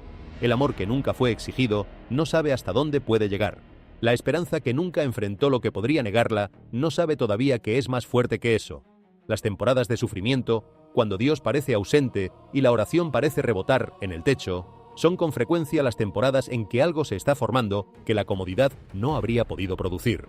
No el sufrimiento en sí mismo, que no tiene virtud propia, sino lo que ocurre en el interior de quien pasa por él sin abandonar la fe que lo definía antes de que comenzara. Oh Señor, que diste forma a las piedras de la tierra y soplaste vida en el polvo con una intimidad que todavía nos asombra. Enséñanos a ver tu pacto escrito en cada fragmento de nuestros días, en los que brillan y en los que oscurecen. Cuando nos encontremos de pie entre las ruinas de los planes que hicimos con tanta confianza, recuérdanos que tú todavía construyes con los materiales que el fracaso deja disponibles. Cuando nuestra fe parezca enterrada bajo el peso de todo lo que salió mal, cava hondo en nosotros y descubre lo que creíamos perdido. Permite que los descubrimientos de este mundo, los que la ciencia hace bajo la tierra de Jerusalén y los que la historia hace en sus archivos más profundos, nos lleven no al orgullo de los que saben más, sino al asombro de los que entienden que cada reliquia que emerge del suelo es solo una sombra de la verdad eterna, que tú recuerdas cuando nosotros olvidamos, que permaneces cuando nosotros flaqueamos, que tu pacto se mantiene en pie cuando cada muro ha caído y el polvo todavía flota en el aire, que nuestros corazones se conviertan de nuevo en templos vivos, en los que la presencia que el templo de piedra albergó una vez pueda habitar sin la arquitectura que lo contenía. Que nuestra fe, aunque llevada por el tiempo a través de todo lo que intenta reducirla, demuestre ser tan firme como el amor que la originó. Y que cada generación que venga después de nosotros encuentre a través de lo que hagamos y de lo que mantengamos al mismo Dios que camina entre las ruinas y las hace santas sin que nadie le explique cómo hacerlo. Amén. Hay momentos en que la historia de la fe parece haber llegado a un callejón sin salida, en que todas las rutas posibles hacia adelante están bloqueadas y la única dirección disponible parece ser el retroceso. Los israelitas lo vivieron frente al Mar Rojo, con Faraón detrás y el agua delante, y ninguna ruta lógica de escape en ninguna dirección que los ojos humanos pudieran identificar. Los exiliados lo vivieron a orillas de los ríos de Babilonia, con la ciudad en llamas detrás de ellos y un futuro en tierra extraña delante de ellos que no ofrecía nada parecido a lo que habían dejado atrás. Y los creyentes de Jerusalén hoy lo viven de su propia manera, con la presión de circunstancias que se cierran de todos los lados y un futuro que las estadísticas no pintan de manera que invite al optimismo fácil. En todos esos momentos, lo que ha marcado la diferencia entre los que quedaron en pie y los que no ha sido la disponibilidad de opciones lógicas. Ha sido la presencia de una confianza que va más allá de lo que los ojos pueden ver. El Deuteronomio registra una instrucción que Dios le dio a Israel antes de que entraran a la tierra prometida. Una instrucción que en su superficie parece redundante, pero que en su profundidad revela algo sobre cómo opera el pacto. Acuérdate del camino por el que el Señor tu Dios te ha guiado en el desierto durante estos 40 años. La palabra recordar en el hebreo bíblico no es simplemente un ejercicio de memoria, es un acto de fe que reactiva en el presente la confianza que el pasado justifica. Cuando Israel recordaba el Éxodo, no solo estaba pensando en un evento histórico, estaba conectando el Dios que abrió el Mar Rojo con el Dios que tenían delante de ellos en ese momento, y esa conexión era la fuente de su capacidad para dar el siguiente paso cuando el siguiente paso parecía imposible.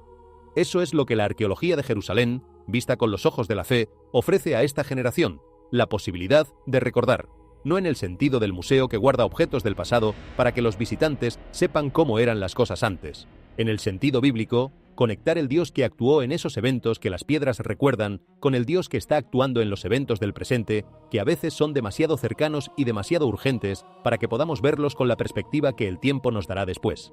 Cada fragmento de cerámica que el arqueomagnetismo data con precisión cada inscripción que menciona el nombre de Dios grabada por manos anónimas en la roca del Sinaí, cada cámara sellada que la tecnología de muones revela bajo el peso de los siglos, es una invitación a recordar en ese sentido, a conectar la fidelidad que se puede tocar en la piedra con la fidelidad que se necesita confiar en el presente. La estratigrafía de Jerusalén, esas capas de tiempo compactadas una sobre otra, que los arqueólogos leen como los capítulos de un libro escrito en el único lenguaje que el tiempo conoce, revela algo que ningún libro de historia podría revelar tan eficazmente. Que cada generación que creyó que lo que estaba viviendo era el final de todo, estaba en realidad viviendo el preludio de algo que no podría haber llegado sin pasar por lo que ellos estaban pasando. El final que los exiliados vieron en Babilonia fue el preludio del retorno. El final que los creyentes vieron en la destrucción del templo fue el preludio de la expansión del Evangelio a las naciones. El aparente final que los creyentes de Jerusalén de hoy están viviendo en la reducción de su comunidad podría ser el preludio de algo que todavía no somos capaces de imaginar, porque nuestros ojos están entrenados para ver en el presente lo que el pasado nos enseñó a esperar. Y Dios con frecuencia hace lo nuevo en maneras que el pasado no prepara completamente para anticipar. Lo que sí prepara es la confianza. La certeza de que el Dios que actúa en la historia tiene los recursos para hacer lo que ha prometido, que sus recursos no se agotan con las generaciones que los necesitan, que el mismo Dios que proveyó maná en el desierto y cerró la boca de los leones y abrió las puertas de la prisión con un terremoto y preservó a un remanente a través de todos los imperios que intentaron borrarlo, está todavía disponible en este momento de la historia con la misma capacidad que tuvo en todos los anteriores. Esa es la certeza que la historia del pacto, leída a través de las ruinas que la arqueología desentierra y a través de las vidas que todavía lo habitan, ofrece a los que tienen oídos para escuchar lo que las piedras están diciendo. Imagina por un momento que el suelo bajo tus pies comenzara a temblar. No en cualquier lugar, sino en el preciso lugar donde Jesús oró la noche más larga de su vida y desde donde ascendió al cielo con la promesa de que regresaría. ¿Qué pensarías? El Monte de los Olivos es la montaña de la profecía, de la oración, del destino inseparable de la historia que más le importa a la humanidad. Desde las lágrimas de los profetas, que vieron desde lejos lo que sus contemporáneos se negaban a ver, hasta las palabras de Cristo pronunciadas con una calma que no tenía nada de distancia.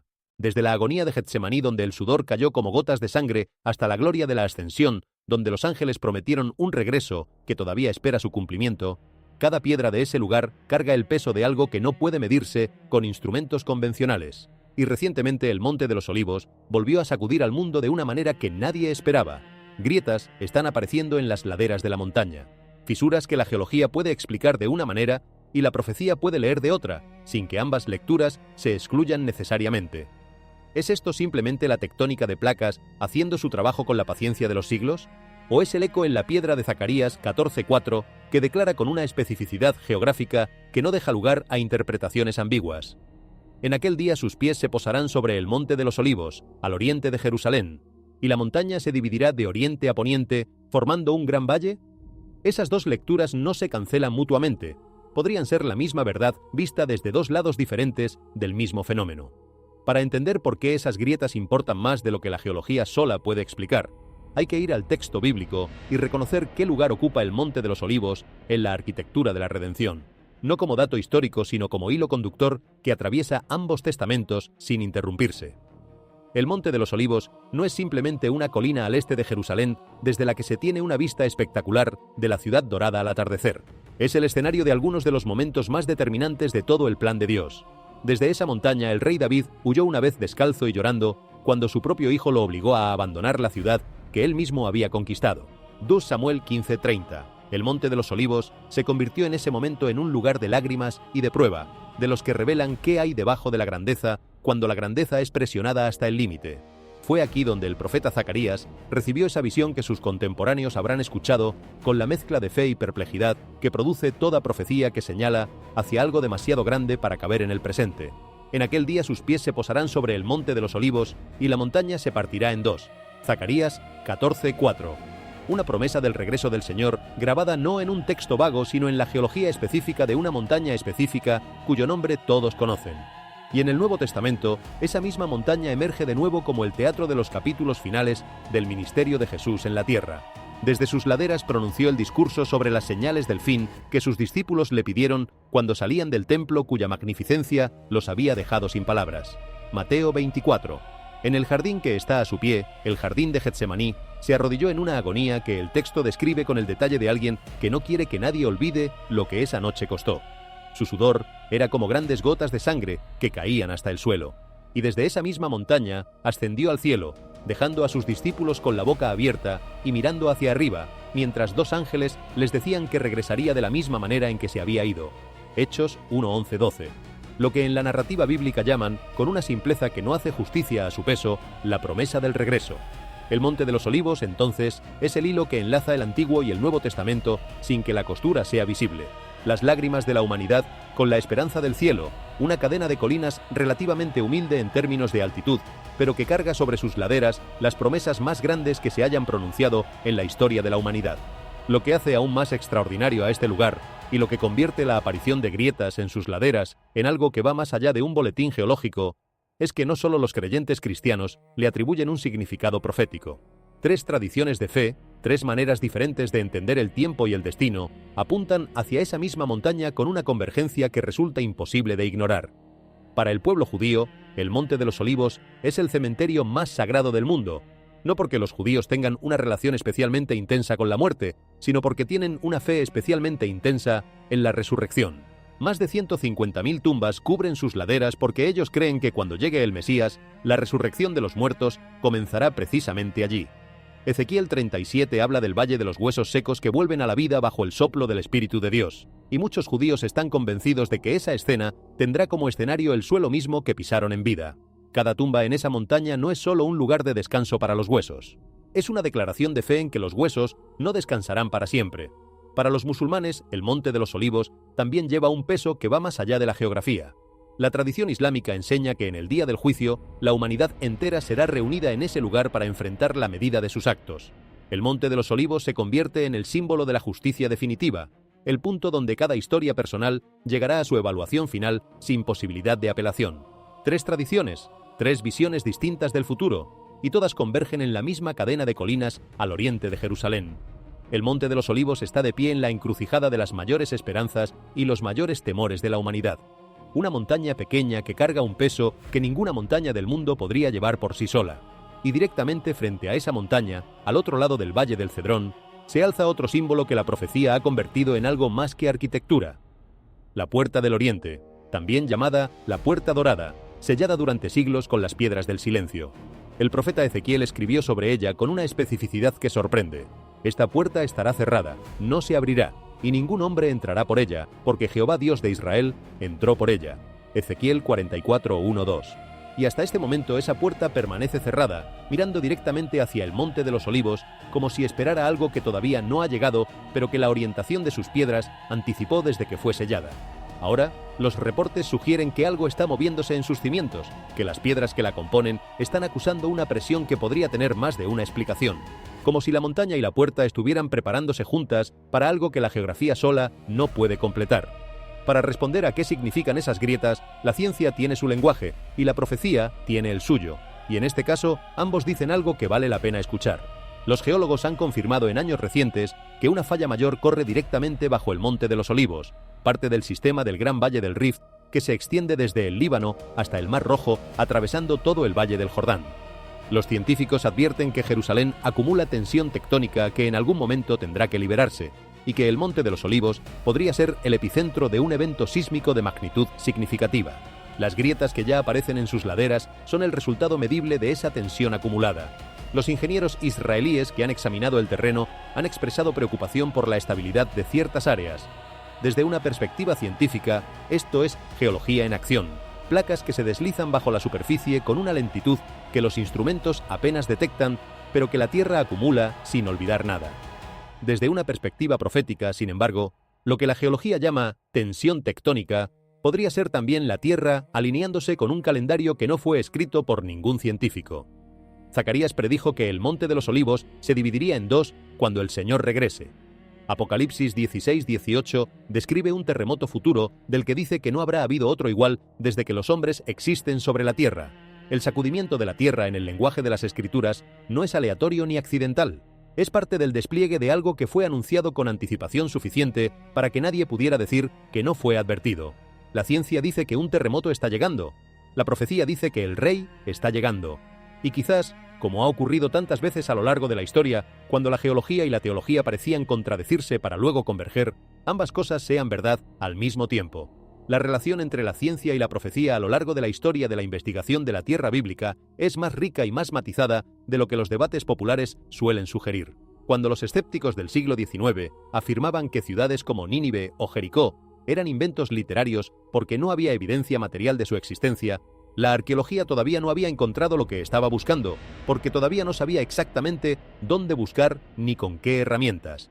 Cuando la excavaron y encontraron lo que la escritura describía, las posiciones tuvieron que reajustarse. Ese patrón se ha repetido con suficiente frecuencia como para que la humildad metodológica sea una virtud tanto para el creyente, que no quiere que la ciencia interfiera con su fe, como para el escéptico, que no quiere que la fe interfiera con su ciencia. Los dos han tenido que revisar posiciones con cierta regularidad, y los dos han salido de esas revisiones con una comprensión más rica de la complejidad de la realidad que intentan comprender. Lo que ocurre bajo el Monte de los Olivos no es diferente.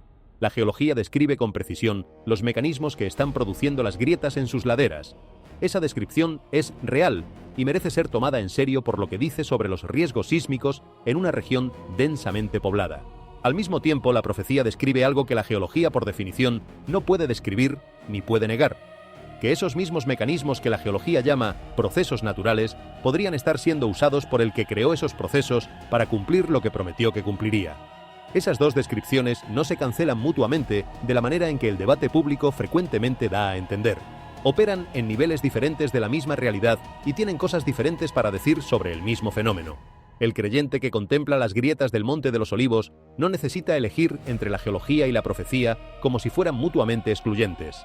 Puede hacer lo que siempre han hecho los creyentes que tomaban en serio tanto la revelación como la creación: mantener en tensión creativa los dos niveles de descripción, dejar que cada uno hable lo que puede hablar desde su propio lenguaje y confiar en que el autor de ambos tiene una perspectiva que incluye lo que cada uno de los dos puede ver desde su posición limitada. Esa es al final la postura que la historia del diálogo entre la fe y el conocimiento ha demostrado ser la más fecunda. No la capitulación de ninguno de los dos, sino la honestidad de ambos sobre los límites de lo que pueden ver desde donde están. Las grietas en el Monte de los Olivos no son solo fracturas en la roca. Son recordatorios de que el suelo bajo nuestros pies no tiene la estabilidad que damos por sentada cuando todo va bien. Son advertencias de que la historia se está acercando a un clímax que fue anunciado mucho antes de que nosotros llegáramos a este momento de ella. Y son susurros de que las promesas de Dios, que resistieron el paso de Babilonia y de Roma, y de todos los imperios que creyeron poder borrarlas, están acercándose a su cumplimiento definitivo con la misma exactitud que las anteriores. Los movimientos que ocurren hoy en esa montaña no son nuevos en el sentido de que no tienen precedente.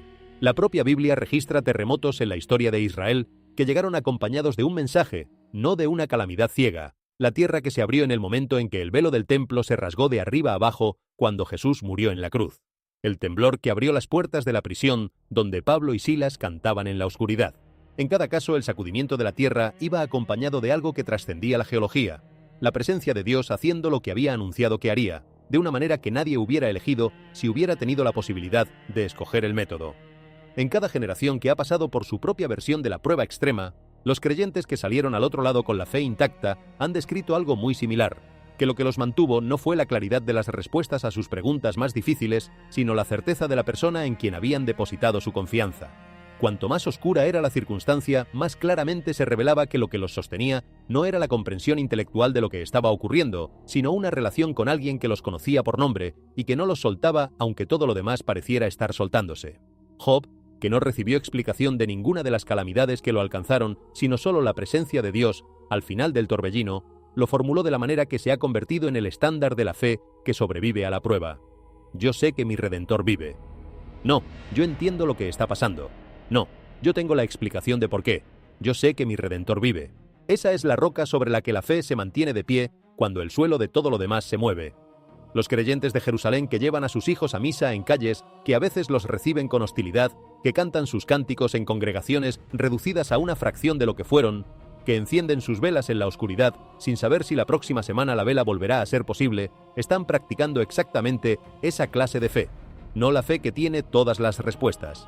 La fe que conoce al que tiene todas las respuestas, que confía en él aunque no le sean comunicadas y que elige seguir dando el siguiente paso hacia el lugar de adoración aunque el camino se complique en el paso que viene después.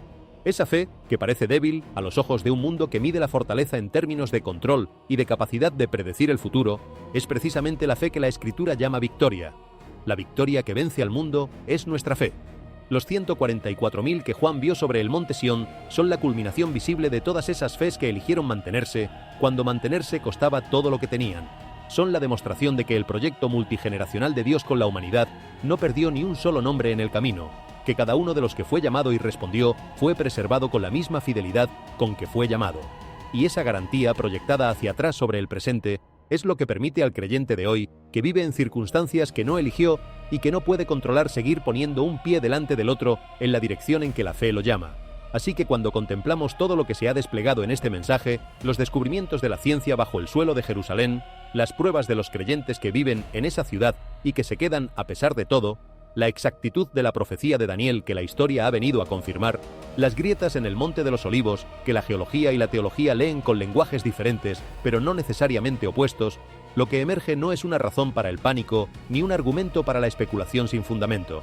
Lo que emerge es una invitación a la vigilancia que tiene paz en su centro. La misma voz que lloró sobre Jerusalén porque no reconoció su hora, también prometió que regresaría.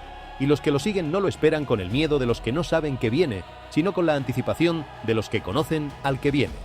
Esa es la diferencia que la fe hace, no que elimina la incertidumbre sobre los tiempos y las horas, que él mismo dijo que no nos corresponden conocer, sino que transforma la incertidumbre en una expectativa que descansa en el carácter del que prometió y no en la claridad del cronograma que no fue revelado.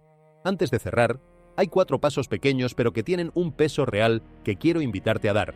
El primero, escribe en los comentarios lo que esta historia ha movido en ti. Que este espacio sea un lugar donde los corazones y las mentes se encuentran, donde la conversación construye comprensión en lugar de dividirla. El segundo, ora.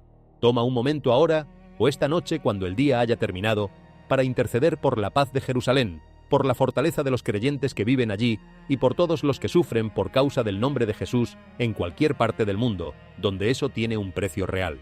El tercero, comparte este mensaje.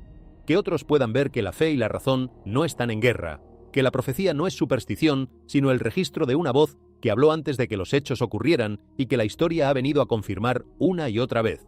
Y el cuarto, quédate con nosotros, porque debajo de las piedras, más allá de los datos científicos, y a través de cada prueba que la historia le lanza a la fe, una verdad permanece sin moverse. Dios sigue escribiendo su historia, y los capítulos más grandes todavía no han sido escritos. Ora por la paz de Jerusalén. Sean prosperados los que te aman. Salmo 122:6. El pacto que no cambia, a través de las ruinas del tiempo. Esa oración no es una fórmula de cierre, es una comisión. Cuando el salmista la escribió, Jerusalén era la ciudad donde el pacto tenía su centro físico más visible, el lugar donde el nombre de Dios habitaba de una manera que el mundo podía señalar en el mapa. Hoy ese centro físico ya no existe de la misma manera, pero el pacto que lo fundó sigue vigente con la misma fuerza con que fue pronunciado la primera vez. Y los que oran por la paz de Jerusalén están alineándose con el propósito de Dios de una manera que ningún análisis geopolítico podría reemplazar. Están hablando al cielo sobre una ciudad que el cielo no ha olvidado, por un pueblo que el cielo no ha abandonado, en la dirección de un cumplimiento que el cielo ha prometido con una fidelidad que la historia ha confirmado en cada generación. Ese es el lugar donde la fe y la historia convergen con más nitidez que en ningún otro punto del mapa del mundo. Y ese es el lugar al que este mensaje nos ha llevado, no para que salgamos con más información, sino para que salgamos con más fe. Porque la información sin fe es solo historia. Y la fe sin historia carece del suelo firme que la sostiene cuando el viento arrecia. Las dos juntas son el camino.